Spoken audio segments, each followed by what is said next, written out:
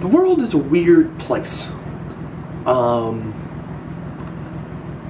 There's a story that broke about 8 hours ago, or a little, maybe a little less, that George Zimmerman, the same one who shot Trayvon Martin, was acquitted of his murder, apparently just saved 4 people from a car wreck. Which is weird. And I think what's more interesting, just because there's not much news about it, so I can't really talk about it, what's more interesting to me, though, is the reaction that at least I know I personally have to this, is that I didn't want the story to be true, because I don't want to put, it's going to throw, it's going to throw my mindset off, which is really stupid. If someone saves someone from a car wreck, even if you believe that this person is a cold-blooded murderer, if you save someone, that's still a good thing. Bad people can do and say good things, and if you save someone from a car wreck, good job.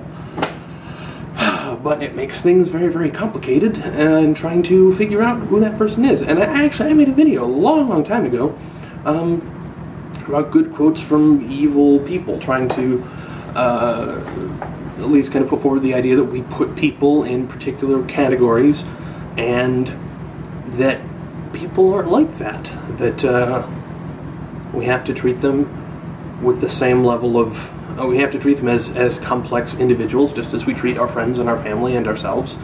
That while we can absolutely disagree with acts that they've taken, we have to still understand that they are human beings, and that they may have said things worth taking seriously, and they may have done things that are worth taking seriously, and perhaps even that are worth commending, without excusing the things that we find fault with. I think it's almost a parallel to the Mikula put out a video.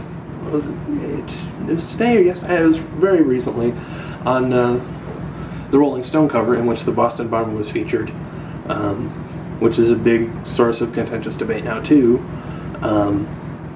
The article kind of I haven't read the article, but from what I understand, it kind of endeavors to explain how someone can go from being one person who you would least expect to become a terrorist to become one, which I think is a worthwhile discussion to have. Of course, the manner in which it was presented is iffy, and I can certainly understand why people would protest about that, but it also is another example of when we put people into these boxes of, okay, well, let's just make this person be an evil criminal, and then we can just say, okay, so that could never happen to me. I could never become a suicide bomber because I'm just not an evil person, or I could never shoot someone in purported self-defense because I'm just not that type of person. But when we have to treat these people as complex individuals, you have to understand, well, they had reasons and motives for the actions that they took, and oh man, can't we just say that they all have some form of psychosis that we don't have? It would make us feel so much more comfortable if we had that absolute guarantee that that person is never going to be me. There is no way that could ever happen. And the fact of it is, it's not true. And when we take the shortcut of deciding that about people, or we take the shortcut of saying, well, it's simply about gun control, or it's simply about education or poverty or race or whatever, we ignore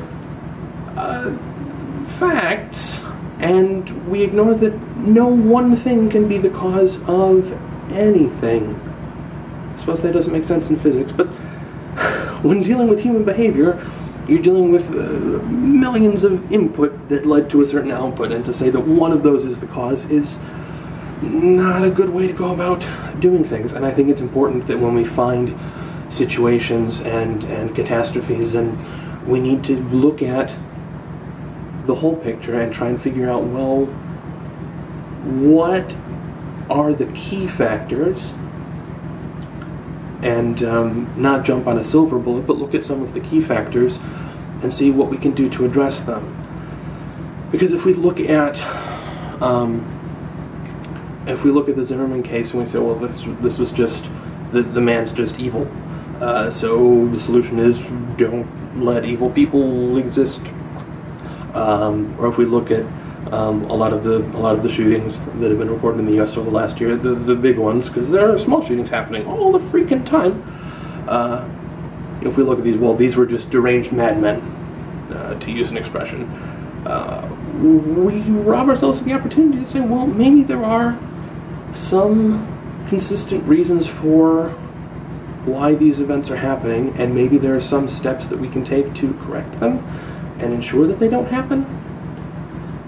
And I'm not saying that I'm a potential criminal, but I also, if I don't just decide that someone is completely evil, I cannot say with absolute certainty that if I were in the position of any one of those terrible people, that if I had the same upbringing and was subject to the same environment and had the same genes and predispositions and whatever, that I wouldn't necessarily do the exact same thing. I would really like to hope that I wouldn't, but I can't say definitively that that's the case.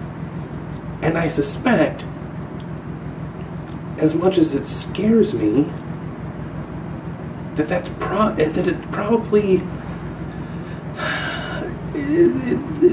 the case that I very well could be tempted to do the same thing that these people did if I were in the same, subject to the same circumstances. If I had had the same degree of brainwashing or racial prejudice or whatever the factors may be, in possession of tons of guns or whatever. There are so many issues, and I think that we need to make sure that we treat people as complex individuals, because if we don't, we are potentially setting up an environment where these events can repeat themselves, not because some cosmic power created another evil being, but because we didn't take steps to correct problems that caused evil to come into being. That's what's on my mind. I hope you're having a good day. Sorry. Bye.